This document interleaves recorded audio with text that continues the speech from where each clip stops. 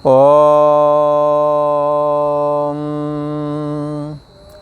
श्री योग वासिष्ठ के स्थिति प्रकरण में श्री वशिष्ठ जी महाराज बोले, हे राम जी, जैसे प्रकाश के देखने से अंधकार दृष्टि नहीं आता है, सो विचार किए थे जैसे प्रकाश के देखे से अंधकार नष्ट हो जाता, नज़र नहीं आता, तैसे ही विचार किए से अगर विचार की दृष्टि धारण करें, जैसे अंधकार है तो प्रकाश की दृष्टि प्रकाश को लाए, अंधकार खत्म, ऐसे ही विचार करके देखें तो जगत कैसा है, जगत सत्य नहीं भासता। जिन पदार्थों के लिए लालायत रहा करते थे वो पदार्थ मिल गए तो भी इच्छा नहीं भर रही है। गीता के 15वें अध्याय में आता है, न रूप अस्य ततोपलभते नान्तो न चातिर न च संप्रतिष्ठा। न रूप मस्य ततोपलब्धे, इस संसार का जैसा रूप देखते हैं आप वैसा नज़र नहीं आता। ये भगवान श्री कृष्ण ने ये बात कही है। बोले कैसे महाराज, ये कैसे कह दी? इसी को यहाँ कहते हैं कि विचार किए से जगत वैसा नहीं दिखता है जैसा तुम देख रहे हो। विचार किए से विचार करने से जगत का अंत हो जाता है। तो किसी ने करके दिखाओ अंत, ये जगत है तो विचार करो, अंत हो जाए इसका जगत का, तो अंत तो होता नहीं है। तो कैसे विचार करने से अंत को होने की बात कहते हो? तो ऐसे कहते न रूप मस्य ततोपलभते, जैसा रूप आपने इस संसार का देखा और वैसा आपने प्राप्त किया, पर उपलब्ध वैसा नहीं हुआ। जैसी सौदा समझ के खरीदी वैसी सौदा निकली नहीं। जैसे उदाहरण के लिए जब हम विवाह में प्रवृत्त हुए थे तो क्या समझ के ये इसके साथ हमारा ब्याह हो जाए तो बस हमारा सारा काम हो गया, ऐसा समझ, और फिर कोई चिंता नहीं रहेगी। ये है ऐसे कई लड़कियां सोचती हैं ऐसा, वो हमारा मनपसंद लड़का, फिर तो कुछ समस्या ही नहीं रह जाएगी यदि वो उसके साथ हो। और फिर कई बार तो माता पिता सबको खानदान को तिलांजलि दे के पहुँच जाती है। अब तो कई देश त्याग करके भी चली जा रही हैं। पर न रूप से तथोपलब्धते, जैसा सोचा था वैसा रूप निकला नहीं। विवाह की ये तो सारी समस्याएं आपको मनमाने के साथ विवाह करने को मिल गया, चलो ठीक है, अब तो कोई समस्या नहीं रहेगी ना। पर एक बुढ़िया, इसी विषय पर लोग चर्चा कर रहे थे, जब उन्होंने कहा कि वो आए उसको पसंद है, वो उसको पसंद, ये अगर संबंध हो गया तो फिर कोई टेंशन नहीं। बोले टेंशन तो तभी चालू होवेगी। बुढ़िया बोली अच्छा, बोले कोई टेंशन नहीं, ये मत कहो, सारी टेंशन चालू ही तभी होती है जब विवाह हो जाता है। बच्चे आदि, फिर बच्चे अगर हो गए तो अच्छे निकल गए तो ठीक है, अच्छे निकल गए तो उनका वियोग का खतरा बना रहता है, कहीं गलत संगत न चले जाएं। माताएं कहती हाथ भी हाथ हो जाएगा लड़का, अगर ये गलत उधर मत जाने देना, वो लड़के ऐसे फलाने ऐसे, लड़का हाथ भी हाथ हो जाएगा, है काबू बाहर चला जाएगा, ये भय बना रहता है अच्छे वाले का। और ख़राब वाले का देखते ही वो आकर के तंग करता है। तो ये कब समस्या आई? जब संतान पैदा हुई, बड़ी हो गई। और ये क्यों आए? क्योंकि विवाह किए थे। इसलिए वो बुढ़िया, वो माता का वचन सत्य ही है कि समस्या तब चालू होती है जब आप कहते हैं कि कोई नहीं रहेगी समस्या विवाह होने के बाद, पर नहीं, समस्या तो तब शुरुआत होती है। खैर, इसी प्रकार बहुत सारा जगत के पद पदार्थों के विषय में विचार करना चाहिए। जैसे अब मनचाही जॉब मिल गई, लाख रुपए मंथली या 1.5 लाख कमा रहे हैं, अब तो कोई समस्या नहीं है। बोले धन विषयक समस्या का कुछ हद तक समाधान हुआ, ना कि सारी समस्याएं हल हो गई। घर परिवार के राग द्वेष वैसे ही हैं, ना समझी से चलोगे तो घर में एक जगह नहीं बैठ पाओगे तुम।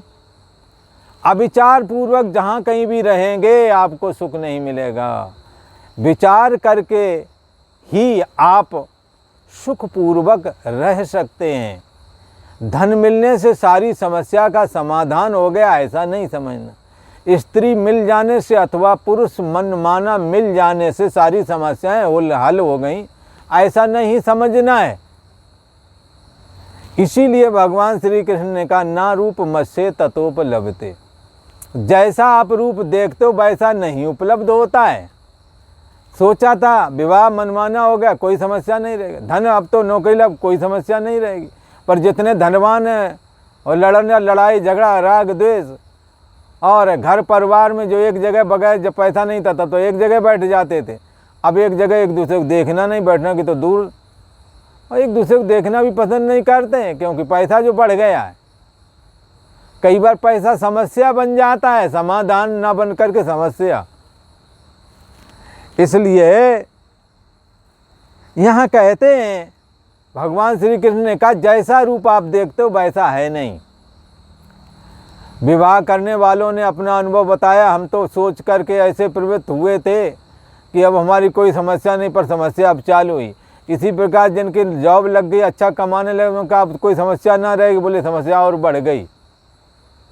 हाँ, इसी प्रकार जब तक स्त्री पुरुष आदि को अपना विषय नहीं प्राप्त हुआ, स्त्री और पुरुष विषय, तब तक कोई बात नहीं। जब प्राप्त हो गया तो मर्ज और बढ़ गया, मर्ज बढ़ता ही गया। मरीजे इश्क पर उसने रहम करी ऊपर वाले, बोला कि चलो कोई मिला दिया स्त्री को पुरुष, पुरुष को स्त्री, पर अब चलो अब तो शांत हो गए, अब तो कोई दिक्कत नहीं। पर बिगड़ायल 90% आप सर्वे करो जो विवाहित हैं वही हैं बिगड़ायल। जिनके लड़के बच्चे हैं, जिनकी पत्नियां हैं, वही बर्बादी की ओर भी बढ़ रहे हैं, वही ताक झांक में ज़्यादा लगे आजकल। तो मरीजे इश्क पर ऊपर वाले ने रहम करी, मिला दिया, मर्ज बढ़ता ही गया ज्यों ज्यों दवा की, भला। तो क्या है, विचार पूर्वक ही आप समस्या का समाधान पा सकते हैं। श्री वशिष्ठ जी महाराज कहते हैं, हे राम जी, जैसे प्रकाश के देखने से अंधकार दृष्टि नहीं आता, तैसे ही विचार किए से जगत फिर सत्य नहीं भाषित होता है। जगत के मिथ्यात्व की दृढ़ता हृदय में बैठ जाती है। इससे हे राम जी, यह जगत अविचार से सिद्ध है। हम वर्षगांठ मनाते हैं, वो जन्म बर्थडे, हाँ खुशी मनाते हैं। खुशी का मनाते हो रहा नुकसान हो, खुशी मना रहे हो। बोले हम इतने साल के हो गए, तुम्हारी ज़िंदगी जितनी है उतने में वो साल कम और हो गया है, खुशी मना रहे हैं। तो अविचार तो है ही है, कहाँ विचार की बात है।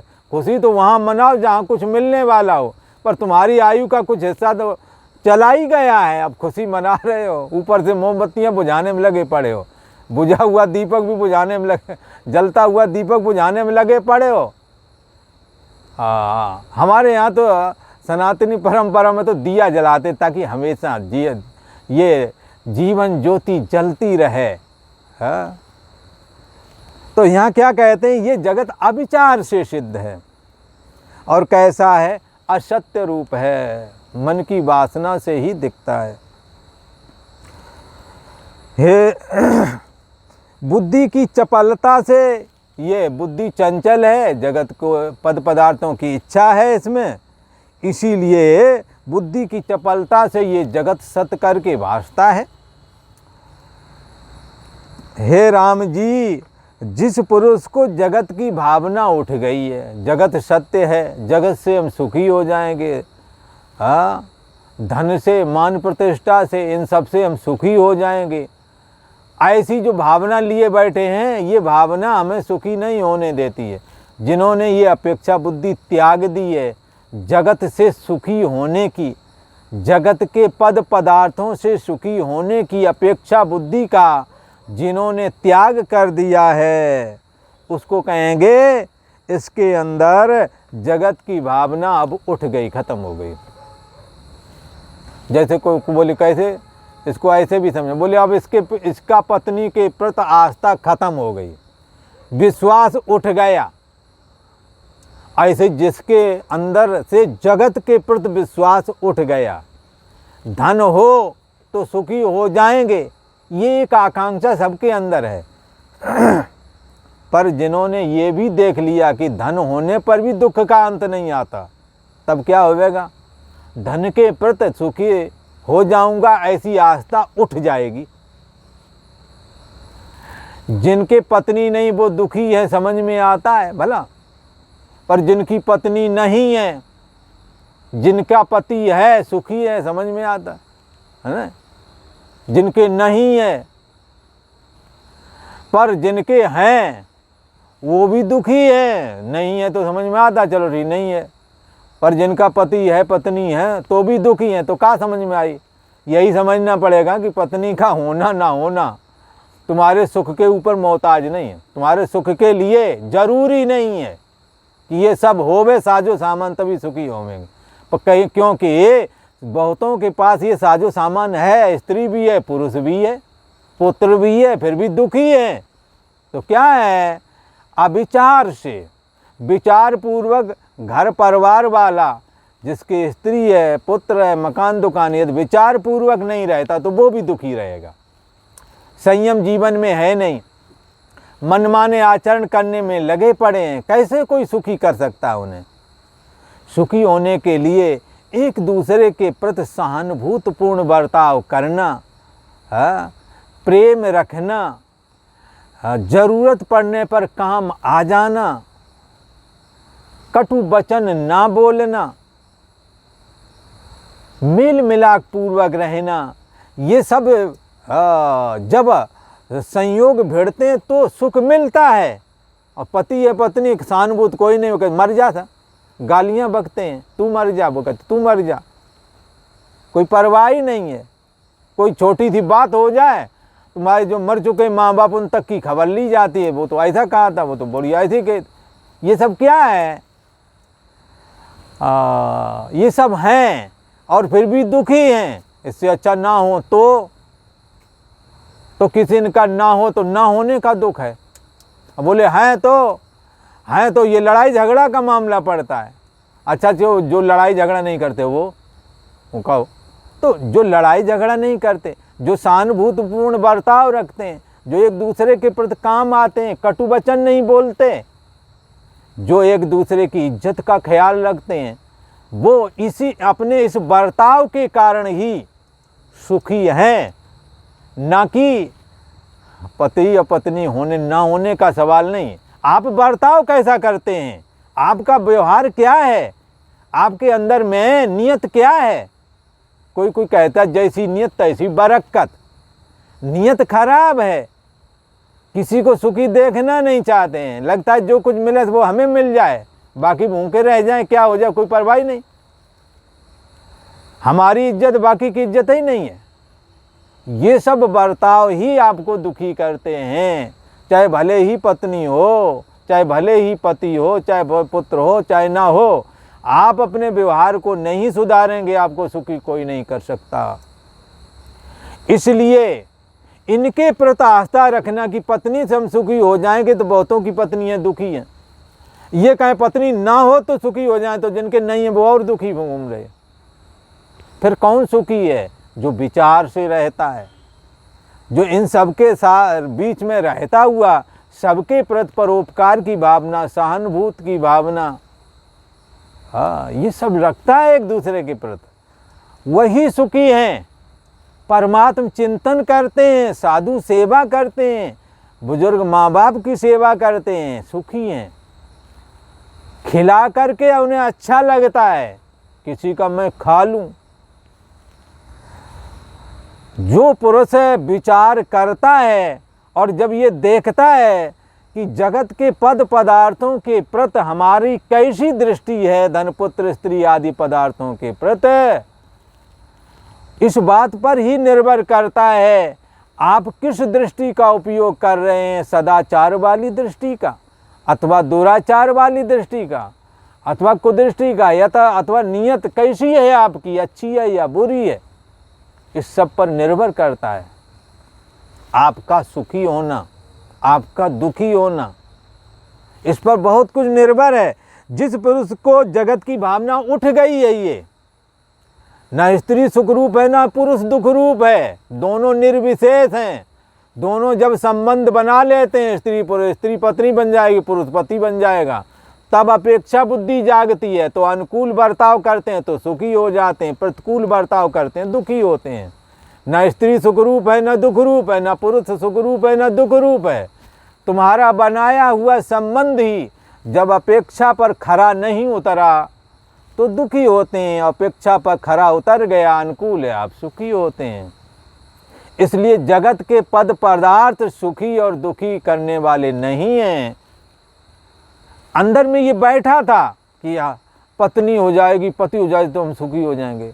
ये आस्था का जिनके अंदर से, ये आस्था बुद्धि जिनकी चली गई है, उसके लिए यहाँ कहते हैं उसको जगत के सुख दुख फिर स्पर्श नहीं कर सकते, क्योंकि अब वो विचार दृष्टि का आश्रय कर लिया है उसने।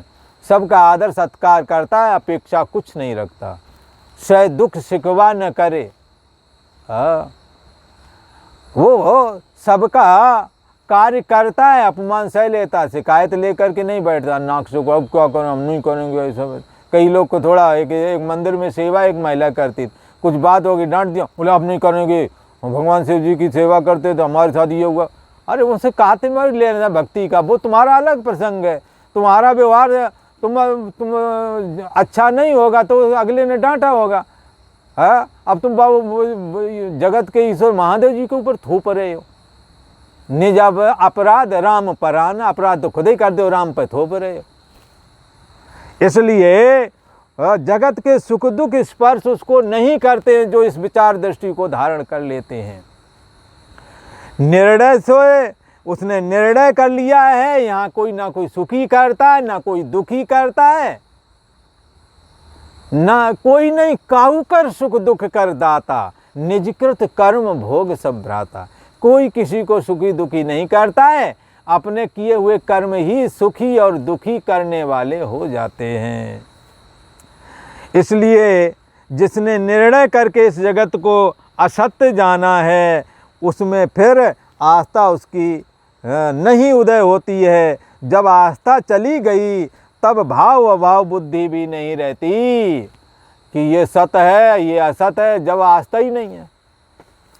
संसार के सुख सब मिथ्या, जो ये तुम्हारा मन है जो अभी है कुछ समय बाद सो जाएगा, जो कभी हो कभी ना हो उसको मिथ्या कहा जाता है। तो इसके कहते हैं कि संसार के सुख सब मिथ्या मन की स्फुरण होने की वजह से दिखते हैं। ये जो मिथ्या मन खड़ा होता है, मन जिससे प्रेम करता है वो सुख रूप लगने लगता है, जिससे जो उसकी पटरी अनुकूल नहीं लगता, नहीं पटरी खाते, वो दुख रूप लगने लगता है। मन के फुरने से ही ये सारे जगत के पद पदार्थ स्थित हैं। और मनोराज्य के नगर के समान, जैसे मन में मनोराज्य करते हैं, नगर दिखते हैं, लोग दिखते हैं, तो ये ऐसे ही ये जगत को भी समझना चाहिए। हे राम जी, भूत भविष्य वर्तमान जगत मन की वासना से फुरता है और मानसी शक्ति में ही स्थित है। मन यदि ना हो तो जगत दिखता नहीं है। मन जब सुबह जागता है तब ही जगत दिखता है। इसलिए विचार करके देखो प्यारे, जगत बना है मन से, और मन बगैर आत्मा के अपना अस्तित्व भी नहीं रखता, इसलिए मन बना है हमसे। विचार करके देखो प्यारे, जगत बना है मन से और मन बना है हमसे।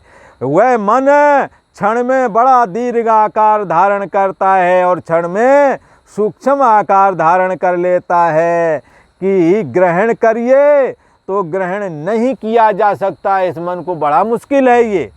जैसे समुद्र की लहर को ग्रहण करिए तो पकड़ में नहीं आती, राम जी ऐसे ही मन है। यद्यप बड़े आकार संयुक्त जो कुछ जगत भाषित होता है उसमें मन ही है, तो भी वो बड़ा आकार में कोई दूसरी वस्तु नहीं, मन ही है उसके रूप में।